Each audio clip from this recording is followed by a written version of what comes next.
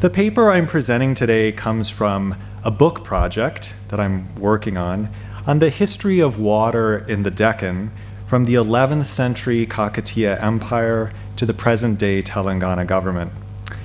This is very much a work in progress, and so I have to ask your forgiveness at the outset for what is really an early sketch of one small section of this book project. And I have to say I'm a bit lost looking just at the trees right now, and I've not stepped back yet to see the forest of this particular case study and the examples, but I hope in the discussion you can help me see the trees and what's beyond. The talk today is in 3 unequal parts. In the first part, I explore some of the background concepts I'm thinking about.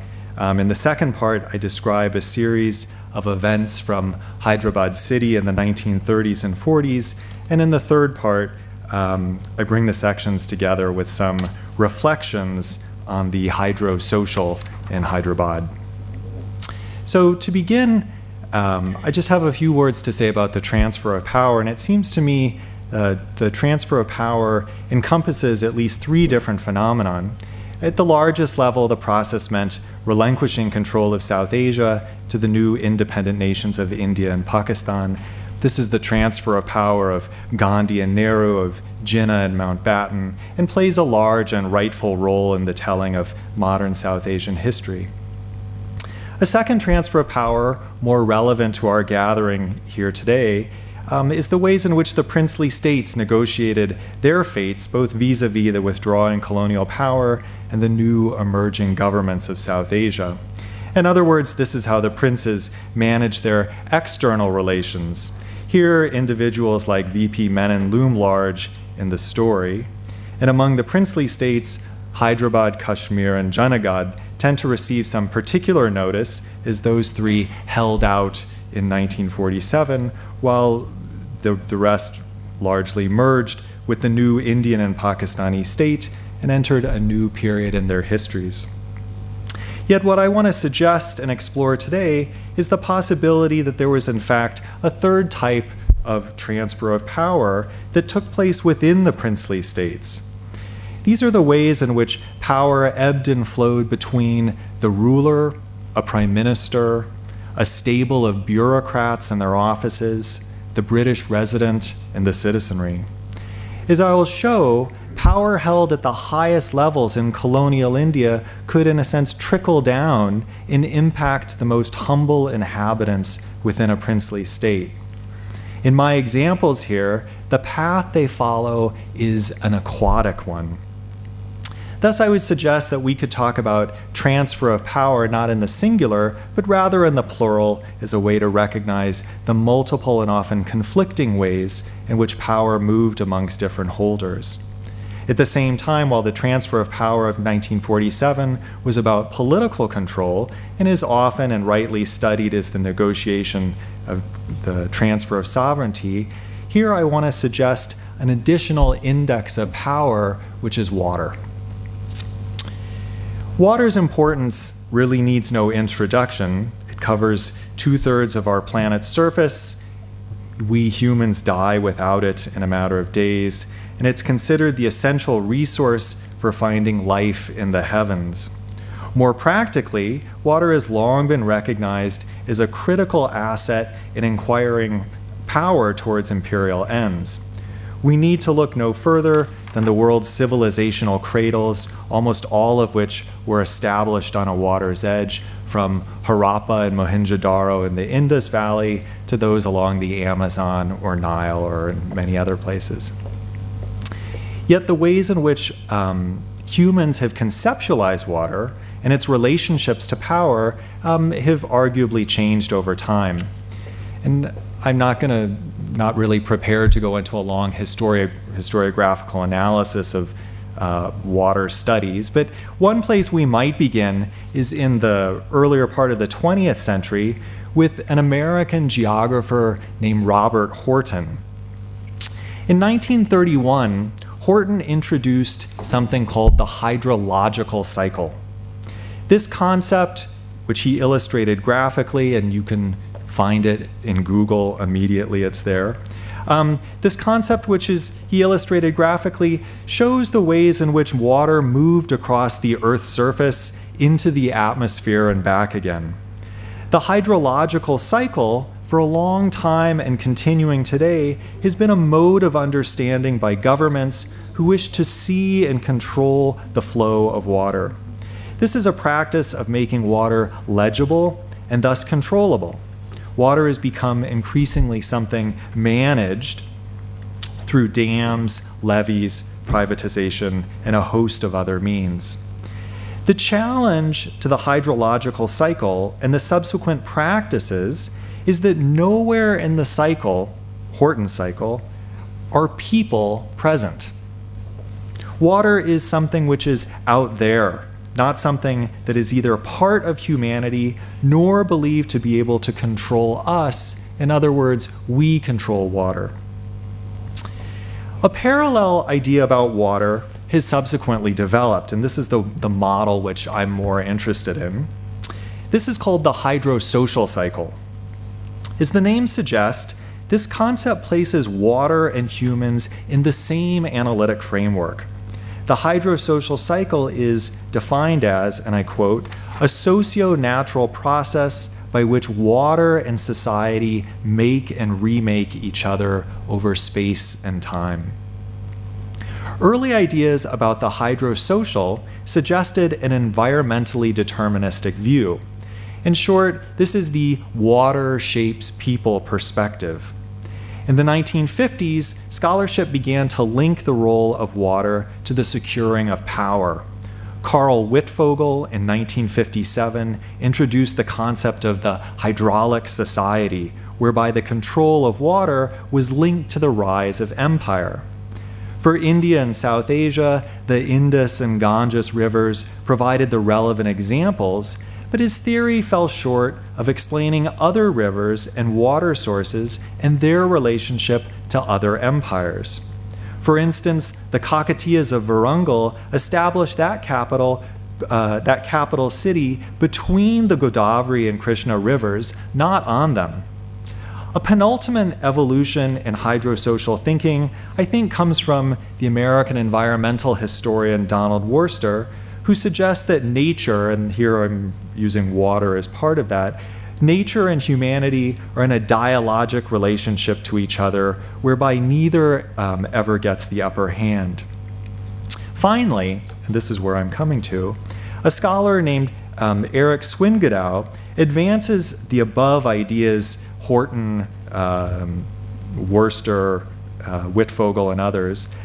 Swingadow argues that water and social power are related internally rather than externally. Water, in other words, embeds and expresses social relationships. It's these ideas that humans and water are in a relationship to each other over space and time, and that water can be an index of social relations, power, and sovereignty that I want to explore. So having unpacked briefly the hydrosocial cycle is an index of power, let me turn now to the second part of my talk with some examples from Hyderabad in the 1930s and 40s. Like so many of the princely states and their capitals, the Nizam's dominions in Hyderabad city had been the destination of foreign and domestic visitors alike for centuries. By the 20th century, the Nizam's government's ability to prepare for such visits had grown increasingly sophisticated. These visits were no longer caravans of pack animals nor horse and buggy affairs, but rather involved motor car tours, electric lighting, and as we shall see, even the ability and desire to control Hyderabad's aquatic assets. Thus, in advance of the Viceroy, Lord Linlithgow's visit to Hyderabad in January of 1938, a discussion began within the government, the Hyderabad government, over beautifying the city. In particular, it was felt that something should be done about the Musi River. And of course, as you know, the Musi flows right through the heart of Hyderabad city.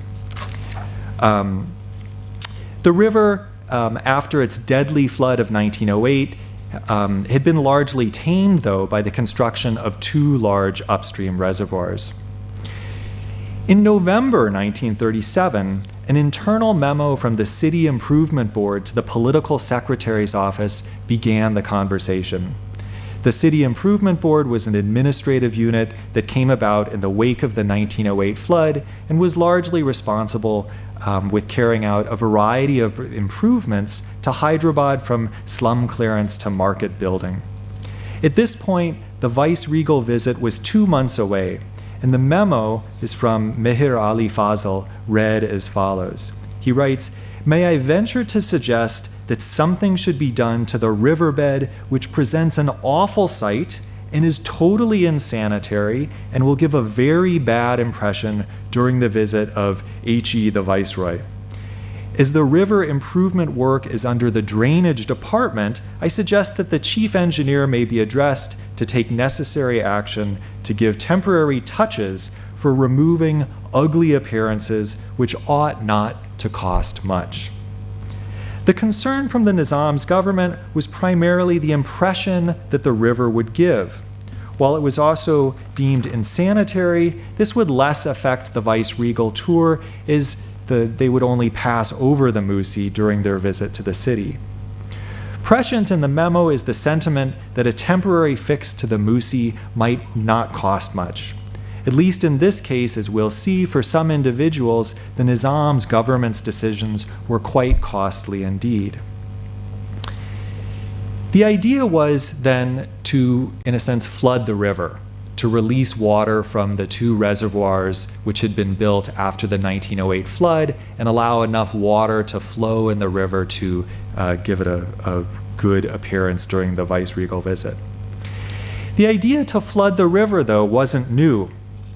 A memo from the Vice-Regal Reception Committee at Hyderabad noted that the last visit in 1933, at that point, a similar suggestion had been made. The resolution passed at that time in 33 read that, "Resolved that the Public Works Department be asked to allow a flow of water in the River Musi during the visit of their excellencies to Hyderabad, if this can be done without prejudice to the city," end quote. I was unable to find records that the Musi was indeed filled or flooded in 1933, but the reference suggests that this is in fact what happened. Meanwhile, coming back to 1937, at the beginning of December, the Vice-Regal Reception Committee met and approved the initial suggestion that the river be filled during Linlithgow's visit. As the matter had been turned over to the Drainage Department, its head, Asan Yarjung, wrote that it was, quote, "not possible to do much just now," end quote, other than clean up debris from the riverbed and prohibit pedestrians from polluting the space before the visit. He further noted that water would be used from Himayat Sagar and the, quote, "flow maintained during the period."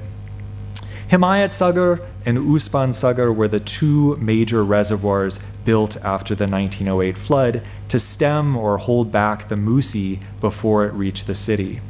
Himayat Sagar was built on the Isa River south of the Usman Sagar, which received the Musi's flow.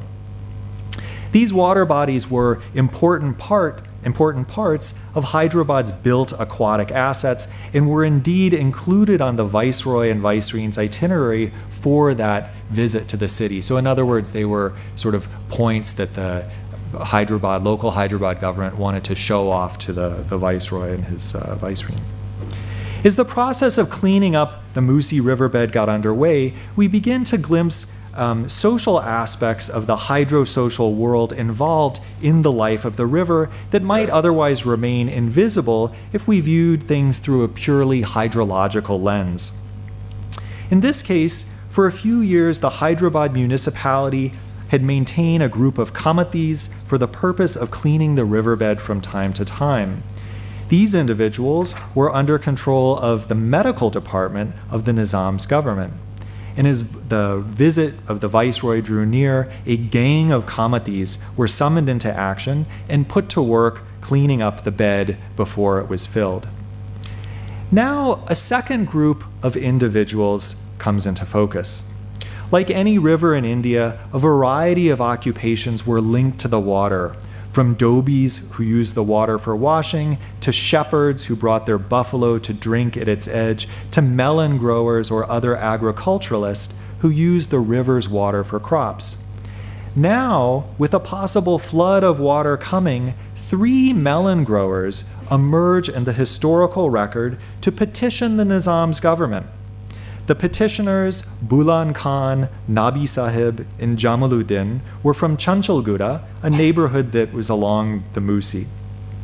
They must have heard or been told of the impending release of water. Having just sowed their melon crop, they sought compensation from the government for the losses they believe they were about to incur. Now, a series of internal memos crisscrossed Hyderabad between different offices.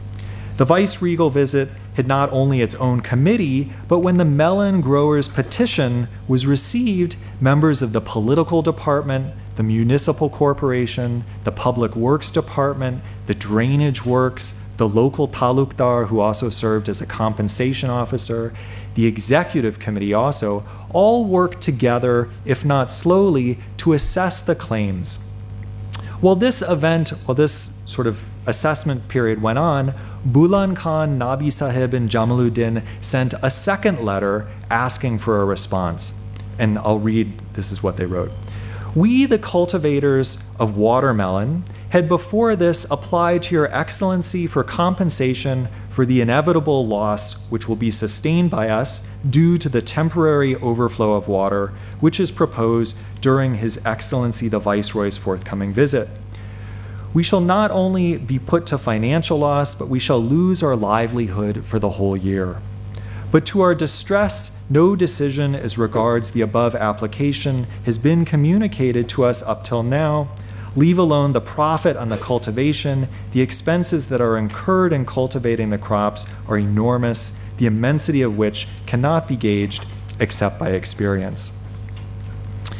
Responses from within the Nizam's government both took time and varied in their opinions. Some members believed that the amount of water that was suggested to be let out would not affect the melon growers at all, while others suggested the opposite, noting that the crops were likely to be entirely flooded and washed away. The superintendent of the disposal works and the local talukdar both personally inspected the areas under consideration and sent reports. They further determined that the crops of the melon growers were of different sizes and at different times in their season, thus the loss incurred by the men would be different. Further, there remained some question as to how much water was to be released and if that amount would in fact damage the crops or not. The superintendent sent this note. He says, 15 to 30,000 cusics is a very heavy discharge and will entirely wash away the crops of Mr. Bulan Khan. It would be necessary to pay his compensation. Meanwhile, from the 18th to the 23rd of January 1938, Lord and Lady Linlithgow visited Hyderabad. During their stay in the city, the Viceroy and Vicereine traveled from Faluknama Palace to the Residency, to Chow Mahalla Palace, and to different sites around Hyderabad and the nearby countryside. They crisscrossed over the Musi River as they went about their visit. The river was pleasantly full, and overall the visit was thought to be a success. Submerged below the swirling waters of the Musi were the now ruined melon crops of Bulan Khan, Nabi Sahib, and Jamaluddin. The amount of water let out from Himayat Sagar had indeed destroyed their entire crops. After the visit concluded, the 3 men wrote again, this time to the Viceroy's reception committee, and this is what they wrote. They say, in connection with the viceregal visit, the plantations of watermelons were washed away completely. It may be brought to your kind notice that the said plantations had costed a sum of 1,000 rupees, in addition to the remission of land revenue of 100 rupees. As the above said plantations were the sole means of our livelihood, we are practically stranded, and therefore we humbly beg to request the favor of your kind consideration, etc., etc. Okay, while the fate of the melon growers' compensation might be a story of colonial malfeasance or governmental indifference, This story has a different ending. I'm pleased to say it has a happy ending. The Viceregal Reception Committee sanctioned over 2,000 rupees total to be paid to the three men in different amounts based on the assessment of the state of their crops. This was more than their final petition had asked for and came about from what I think was a sensitive and perhaps paternalistic reappraisal of these three men and the investments that they made. The viceregal visit of 1938 might have concluded with the compensation paid to the melon growers, but in fact that visit and the temporary beautifying of the river had still further consequences. In 1944, Hyderabad city again prepared for a visit, this time from Lord and Lady Wavell.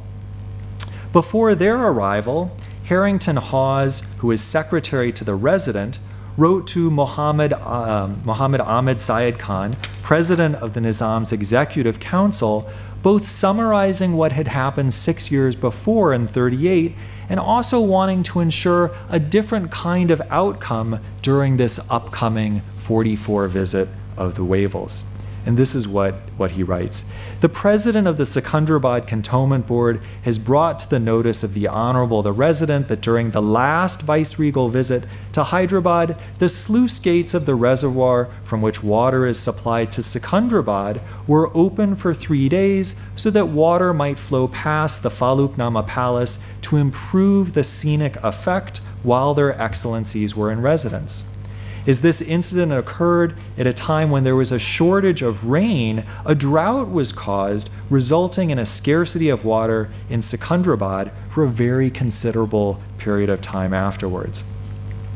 Thus, the water let out during the 1938 visit not only negatively impacted the melon growers, but also prompted a water shortage or a drought in Secunderabad. What develops now, or at least what I see now in 44, is an increasing concern about a repeat of such a situation, this time though with the value of Secunderabad specifically identified. In other words, as Secunderabad was home to a large British population, as well as the military installments, anything done that would jeopardize its water supply was of serious concern to the cantonment officials as well as the residency. Ironically, the entire set of events was driven by the visit of the supreme British authority in India, the Viceroy. Thus, the water shortage in Secunderabad, now being blamed in part on the Nizam's government, was in fact a result of Hyderabad's position as a princely state in a larger colonial system. Harrington Hawes continues to explain why a water shortage in Secunderabad would be unacceptable. And I quote, "Owing to the great expansion of military buildings, hospitals, labor projects, etc., in Secunderabad Cantonment, there is, as His Exalted Highness's government are aware, a greatly increased demand for water supply at the present time, and any reduction in the present supply might have serious consequences, especially as far as the hospitals are concerned. I am therefore desired to request that when arrangements are being made in connection with the visit, etc., the government will be so good as to ensure that nothing is done which might have an adverse effect on the cantonment's water supply afterwards." So here the needs of the British military, the hospital, and labor projects were at the forefront of the concern.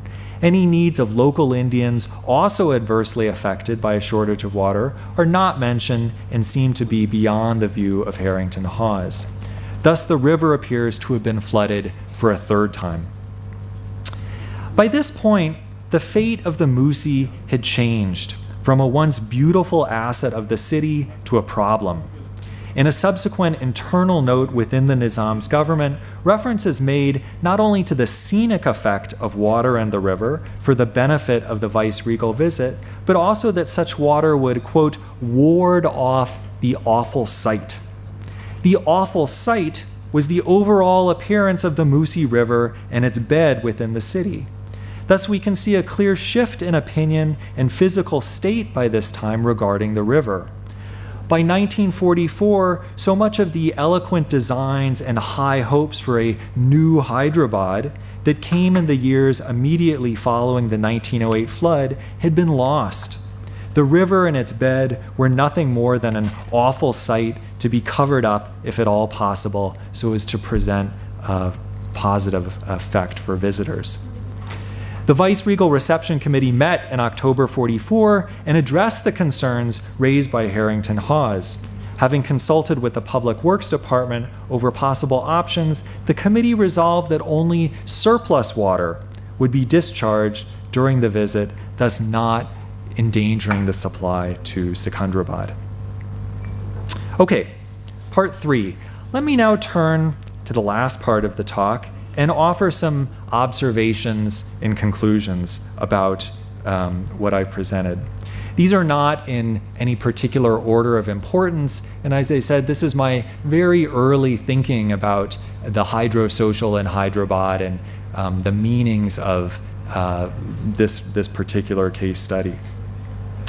The first comment I would make is to point out the large number of power holders that these events touched. No less than 11 different offices, at least, were involved, and I won't read you the long list. So I think this example illuminates the degrees to which these offices held power. The political secretary's office was the nerve center through which almost all of the correspondence traveled, but it was other power holders, like the medical department, that held sway and actually controlled, to some extent, the fate of people like the Kamatis, who were employed to clean up the riverbed. Thus, water here, I think, serves as a kind of index of power and illuminates the ways in which power was transferred and mitigated within the Nizam's government and the surrounding colonial bureaucracy. Writing about such processes, Swingadao says, the circulation of water is a physical and social process, brings to light wider political, economic, social, and ecological processes. A second point I would make is to note the power of aesthetics in this particular set of events. The river was flooded because it was an awful sight. It would give a bad impression. And I think the river's unsightly state served as a pivot point around which the Nizam's government felt both the power of the viceroy's impression and at the same time as a location where they, the local government, had the ability to do something about it, to control that flow of water. In other words, one could rightly ask, why did the government care about the impression the river would give? Why not just let the Musi be a smelly, unsightly space in the city?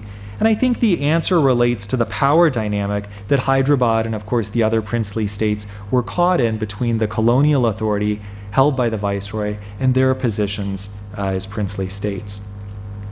Third, what should we make of Bulan Khan, Nabi Sahib, and Jamaluddin? Their fate vis-a-vis the river's water, the Nizam's government, and the Viceroy of India might have appeared grim at the outset, but this case study suggests that the local government served as a responsive, if not sort of slow intermediary. That the men were paid more than their initial request suggests something of the benevolence and, as I said earlier, perhaps paternalistic practice of the time. Fourth, it's worth noting, I think, that the impetus to clean and fill the river during the viceroy's visit came from within. No evidence exists that the residency or officials from Delhi prompted such action. As this was, at least, the second time the river had been flooded for a viceregal visit, it suggests that the administrative machinery of the Nizam's government had adopted a policy or at least a sense of aesthetics. Administrators were aware, thus, and ready to take action concerning the look of the river in the city. And finally, the correspondence from the Secunderabad Cantonment Board suggests that despite Hyderabad's position as the premier princely state, despite its wealth, despite the size and affluence of the city, it was still caught in a colonial system rife with irony, whereby officials could be brought to task for pleasing the very individual, that is the viceroy, at the pinnacle of the same system. Water, as I hope I have suggested, is thus one way to gauge power relations, both within a princely state, from the humble melon growers to the Nizam's government's officials, and between Hyderabad is a princely state and its position within the colonial administration of India. Far from being only a footnote in history, the role of water in Hyderabad in the city, Hyderabad city, in the new state of Telangana, let alone here in Karnataka, where today there is a story about a lake catching fire. Water is the stuff of front page news, and if and how the new government in Telangana at least handles the situation any better or worse than their princely state predecessors remains to be seen. Thank you very much.